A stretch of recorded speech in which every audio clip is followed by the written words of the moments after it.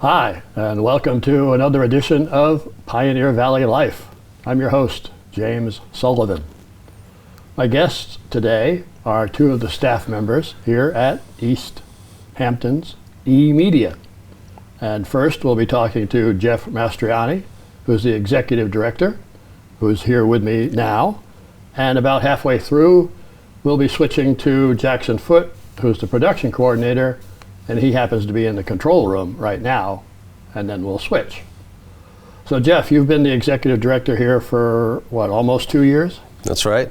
It'll be 2 years in November. And you came here from Amherst?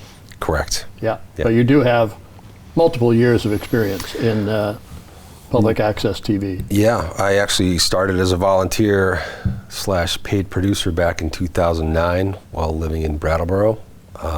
Answered an ad in the newspaper there. They were looking for someone to cover school board meetings. Mm-hmm. I had some equipment of my own. I just didn't know how to use it very well.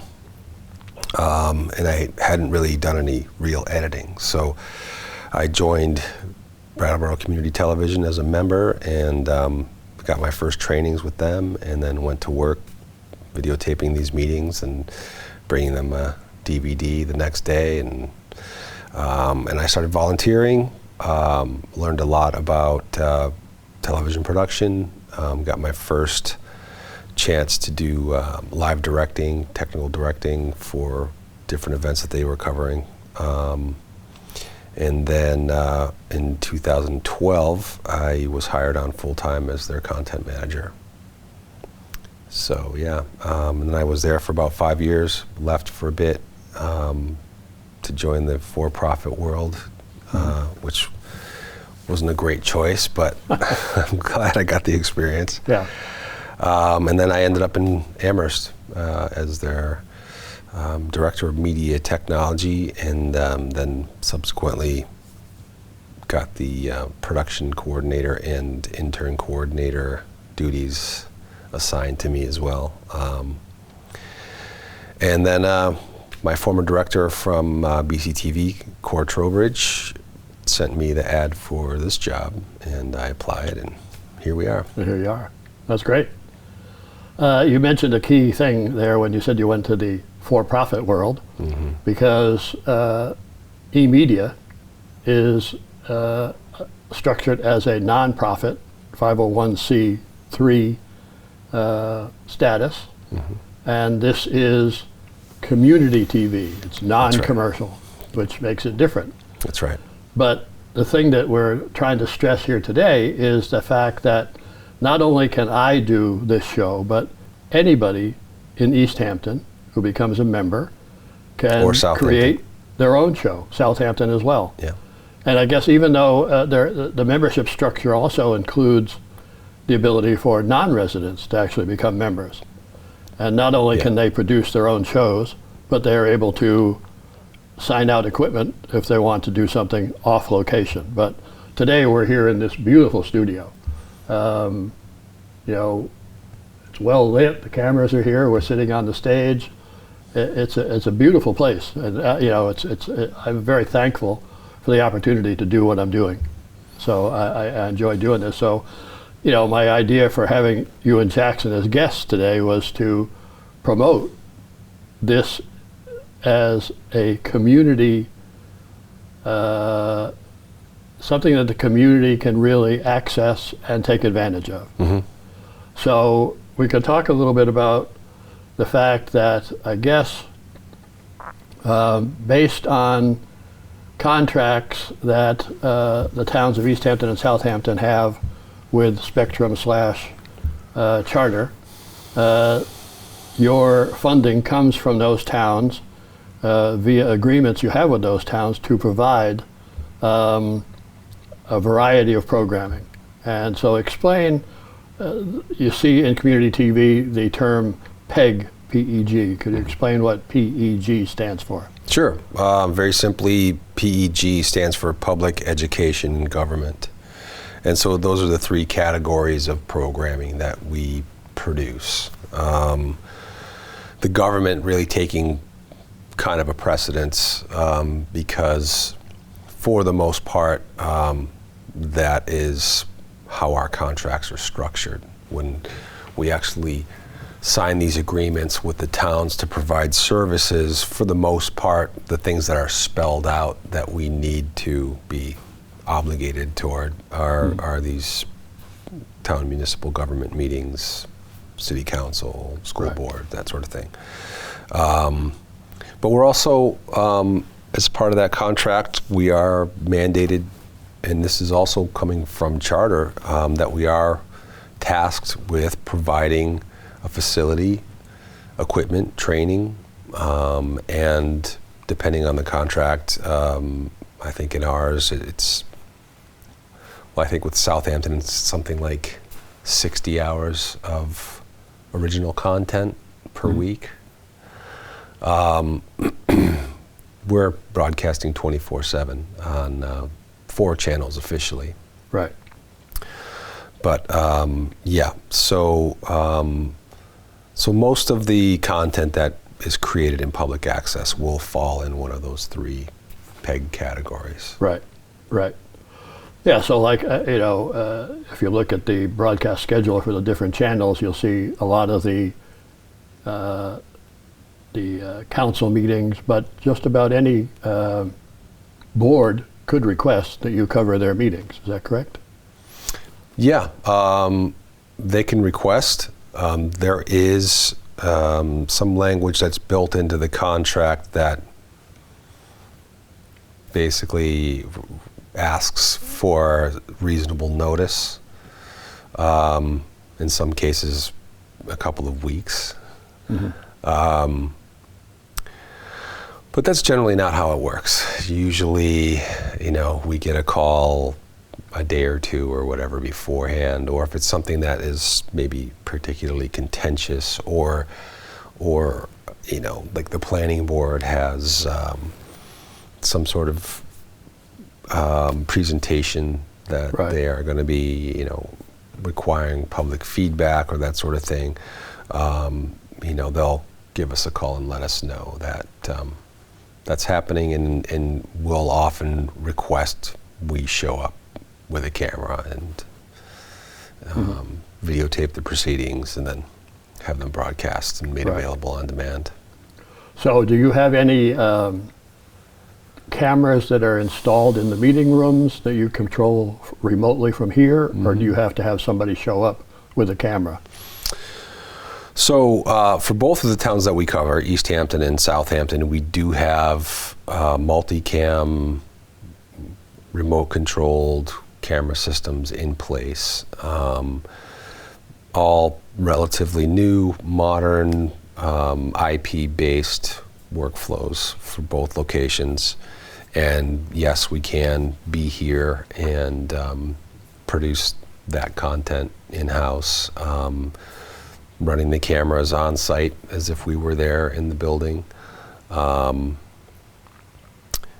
It's but also for like programs that might or organizations or whatever who might want to use the studio here, you have a small staff, but you're also trying to offer internships, asking people to volunteer, to run cameras, to do all sorts of stuff. So it gives an opportunity for Easthampton residents to really learn the ins and outs of TV production. Yeah. And it's something that they could make a career out of. That's true. Obviously now, everything has gone to the telephone, right? Everybody's got a camera in their pocket. And so, and it's convenient, and it's, the quality is relatively good. In some cases, very good, depending on what types of add-ons you have for audio and so forth. And I know that, yes, there are major productions being done with phones, but that's very small comparatively. If you go to most production facilities, you will see real cameras and microphones and equipment to manage that workflow, and wires and people, crews, so Right. so while yes, you can do it this way, and maybe hope to be YouTube famous someday. I don't know. I keep using the analogy, you have a better chance of making the starting lineup of the Red Sox than you do getting YouTube famous now. Yeah. But what we're trying to do now, because we're finally really ready for this. When I got here, there were a number of things that needed to be addressed. With respect to this facility, we had some issues with the installation. I mean, this facility is only 5 years old now. And let's just say it wasn't quite finished. So we had a number of things that we needed to address. We needed to go through all of the wiring. We needed to go through all of our patch bays and the connections, the places where we connect our cameras and our audio and all that stuff. And we needed to go through, make sure everything was working properly, make sure everything was solidly connected, that there were no issues with noise and those sorts of things that are problematic in a production facility. And we found that we did have some issues, but we got everything put together here. So that was step one. Step two was to sort of rethink how we wanted to manage this facility in terms of modernizing our workflows, providing more sort of higher end industry standard equipment, and we just needed new stuff. The bottom line, we needed audio equipment, we needed new cameras. We were using the same cameras that we would take out in the field to do our studio productions. And they were old. I mean, we're talking 2013. A lot of wear and tear, a lot of loose connection points, and things that don't lend themselves to quality production. So that was the first thing that needed to happen. We also needed to create a way for people to interact with us in a more streamlined way, and for us to be able to interact with our members, and provide a place where people can easily reserve equipment, reserve studio time, editing time, that sort of thing. So this past spring, we relaunched our website, and we've built in some features that we're hoping will help this process, and help people get involved and be able to communicate with us, with each other, to help each other out with productions or whatever needs to happen. And so I guess my point being, there were a lot of things that we needed to get in place here before we really kind of upped the ante and doubled our efforts to get people here and get them involved and get them creating content. So that's where we're at right now. That's, where our board is now tabling at the local farmers market here in town. And we're taking opportunities to try to get people in here. So like tonight, for instance, we've got the Art Walk, the Easthampton City Art Walk that happens every second Thursday of the month. We have our gallery space open again. That's been about a year now that we've had a half a dozen artists display their work here.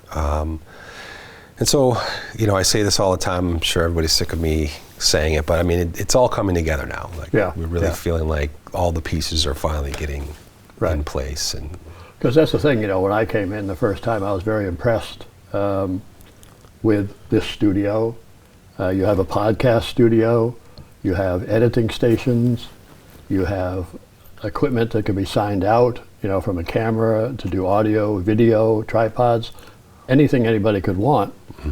And then they have the ability to shoot whatever they want, come in here and edit it, and it can be shown on your stations, as well as I know you put them up on your YouTube channel. That's right. Because you put my first show up on your YouTube channel, which was great because my guest for that show needed that to, send to other people. So that was a great way to get his artwork out there for people to see. Yeah.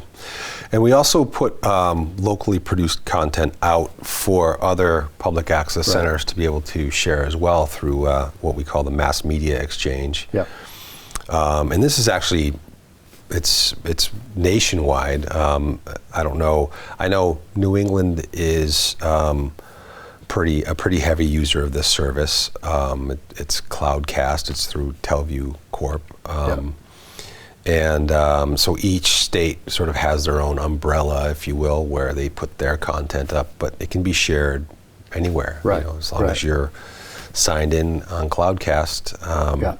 We can pull down content from other stations. We put our stuff up there, and it really it gives producers a real opportunity to be able to promote their work in a way that we hadn't ever really had. I mean, it's only been not that long that the content is now able to be shared worldwide. Right. That's why we put it on YouTube. There are times when I wish we didn't have to do that, but we know that's where people are going. We know that we have to be where people are, and that they're all on YouTube. They all look to YouTube. We also have our own video on demand service that's built into our system here that is incorporated into our new website. So all the content that gets put out via the website is coming through our system in-house here.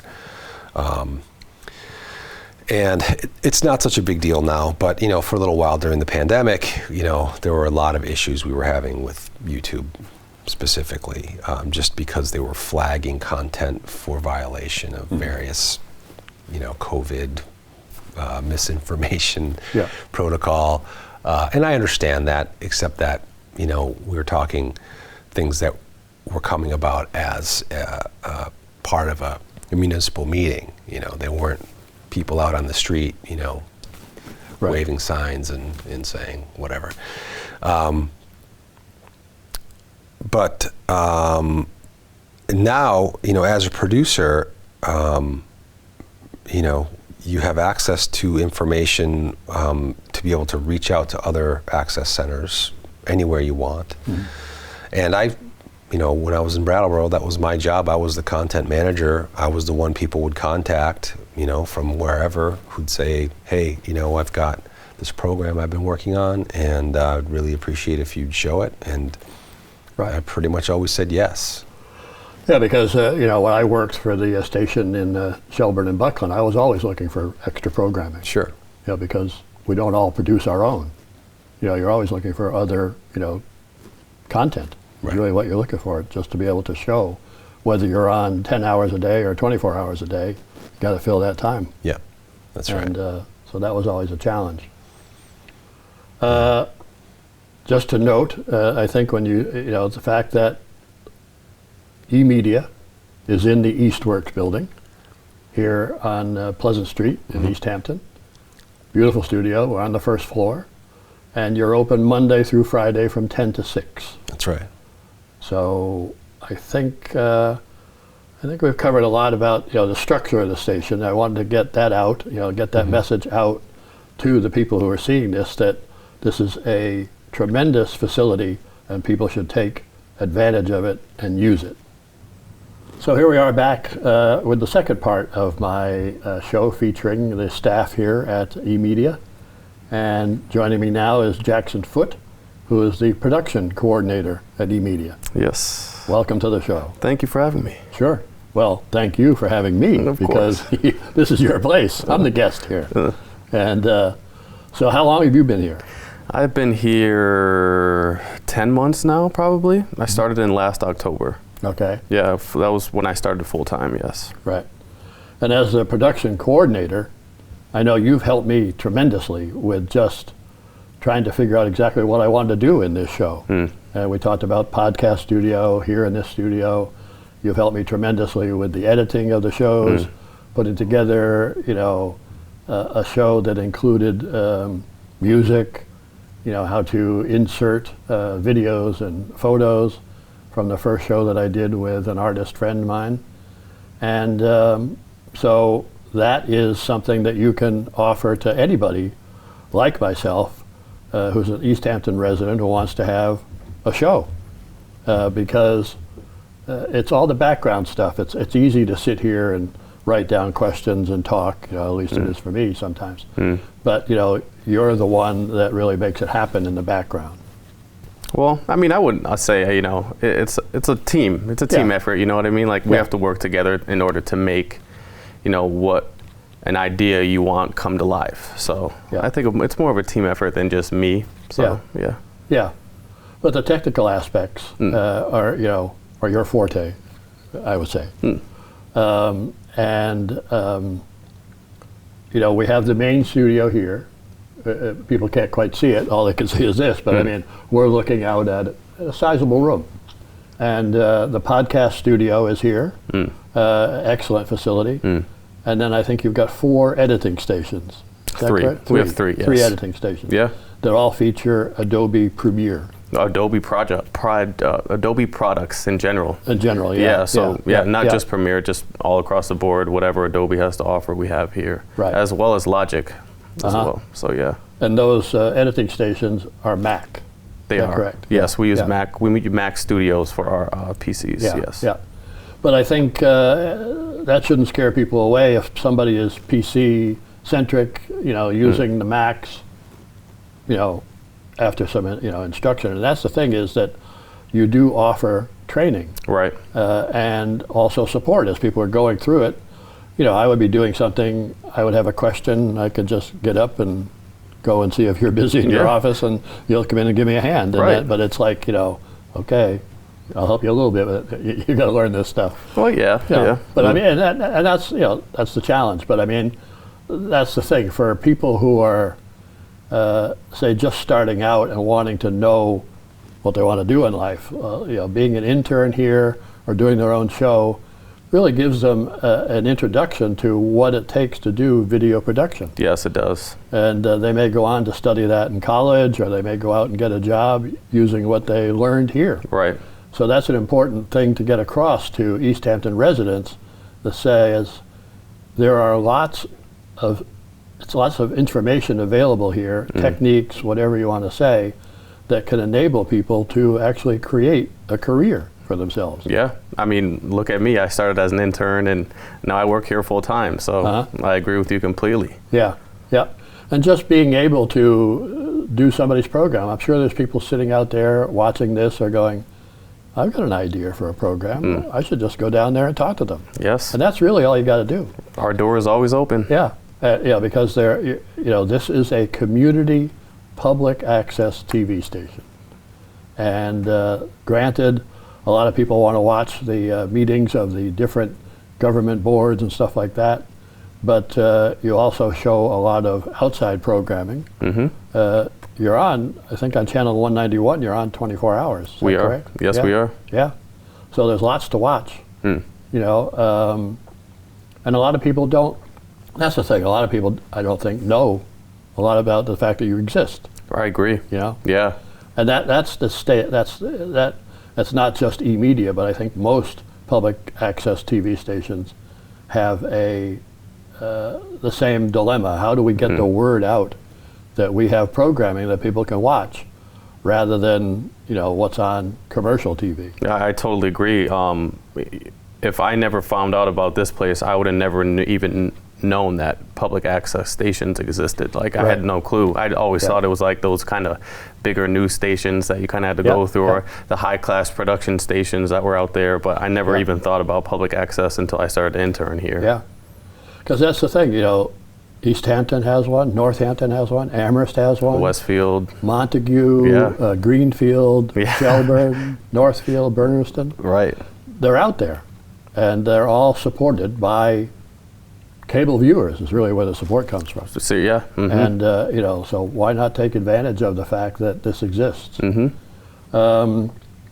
So we mentioned before how, a program that gets produced here can show up for broadcast on one of your channels. Yes. The YouTube channel, via Teleview Connect or MMX or even PEG Media there's a way to get a show out there internationally, really, these days. Totally. It's not just, I have a program called Pioneer Life, and that's what we're talking about today.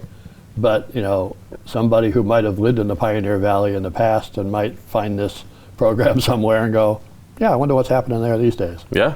You know, so that's the beauty of it, is the distribution Yes. for things these days. I totally agree. Yeah.